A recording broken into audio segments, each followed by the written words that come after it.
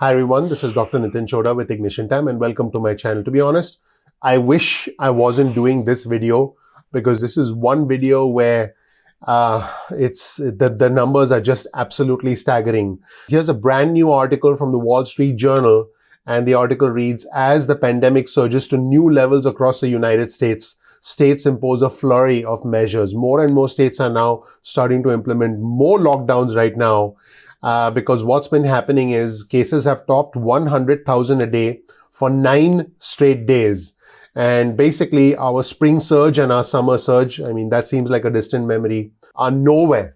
We're nowhere like this. And what we are about to face is going to be something that's going to be tough. On top of that, if there's no stimulus and, we see certain industries that in states that have been impacted, that are seeing lockdowns, that have the surge, industries like travel, leisure, entertainment, and hospitality completely decimated.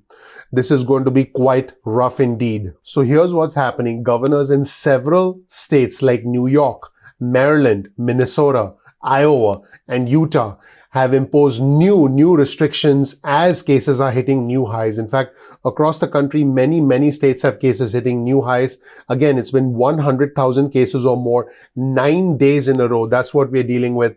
And hospitalizations have risen to a record 65,386, according to the COVID tracking project. The US death toll now is approaching 242,000 individuals. Just unbelievable. Here's a quote from the Ohio governor, who's a Republican, Mike DeWine. He said, "It's on fire.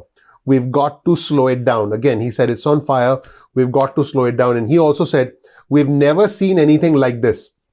Our spring surge and summer surge were nowhere like this. Just unbelievable what we are running into. Now, keep in mind, governments in Europe and the United Kingdom did indeed impose broad lockdowns, but within the United States, many states have had, essentially resisted full lockdowns. In fact, on your screen, you'll see a quote from Rhode Island's Democratic Governor, Gina Raimondo, and she said, "In the spring, we only had blunt instruments. Close all schools, close all restaurants, close everything. We don't need to do that now." That is what Rhode Island's Democratic Governor said. Now, let me be clear.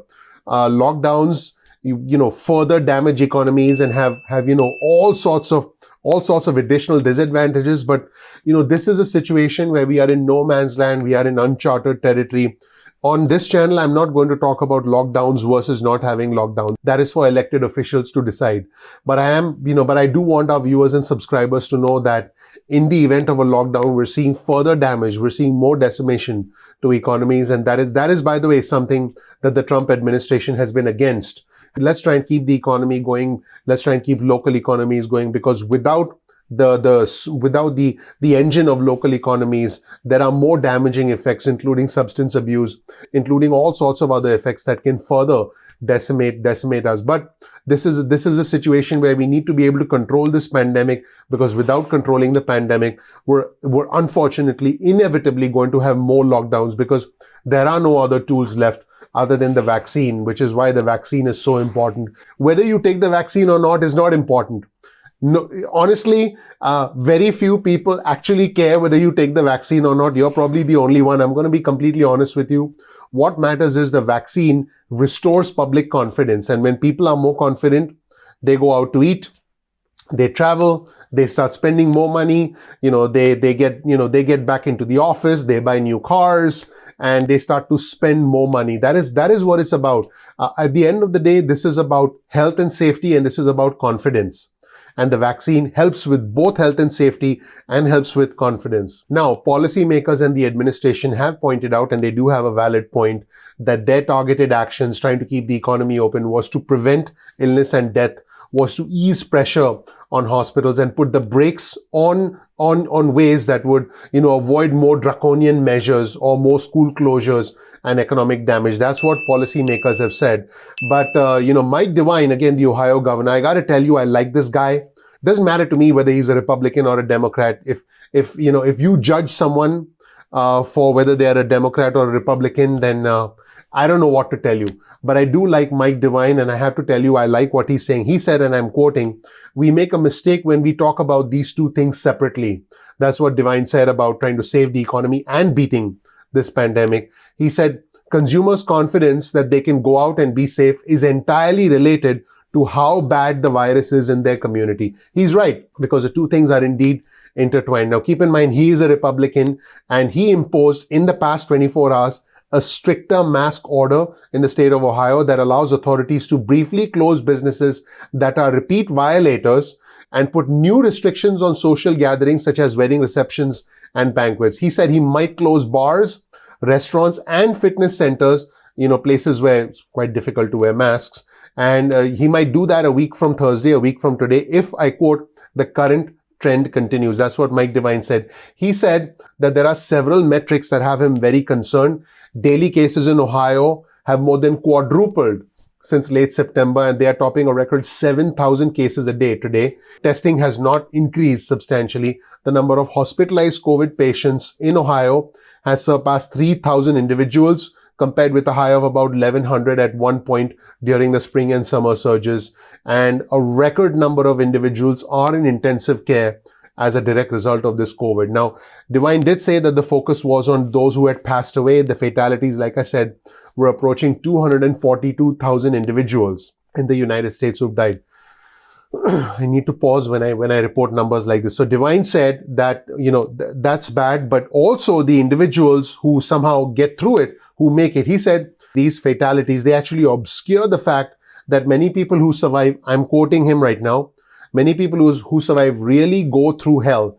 We forget about them. That's what Devine said. Also on your screen, you'll see a message from Maryland Republican Governor Larry Hogan. This is what he said. He said, the virus will not move on just because we want to get back to our normal pre-COVID lives. He said that at a news conference. And this is what Mr. Hogan did. He rolled back indoor dining capacity in his state to 50% from 75%. So they essentially introduced more restrictions. He mandated telework for government employees and strongly encouraged it for all other employers. He also urged residents to immediately postpone or cancel travel to states with rising metrics and limit indoor gatherings to 25 people or fewer. Just incredible, the day and age we live in right now. On the one hand, we have this pandemic surging in several states. We have several governors taking action. Whether they are Republican or Democrat should not matter. Please, I hope it doesn't matter. What matters is safety. What matters is confidence. What matters is us beating this darn thing. That's what matters. And also, what's going on at the presidential level, what's going on at the White House, I know, the president is focused on legally challenging this. There is no mathematical way that tens of thousands of votes can be overturned. And many commentators have called it political theater. Now, whether what you choose to believe is entirely up to you. The president is also considering a run in 2024. I've reported that elsewhere on our channel as well, while cases are surging and while local state officials are doing the best they can to deal with this horrific crisis. Let me know what you think in the comment section below. You'll also find a link to all of our news sources in the description section below. So definitely check that out and check out these Wall Street Journal articles in a little bit more detail. Thank you so much for watching, everybody. My name is Dr. Nitin Chhoda with Ignition Time. I want you to know that you are appreciated. If you don't know anything about me, please check out my video. You'll learn more about who I am, what my journey has been like, and why you should listen to me. If you learn something new from this video, please consider gently clicking the like button. Please ignite that subscribe button. Please ignite that notification button, but don't do it so hard that you smash the screen. I don't want you to smash the screen.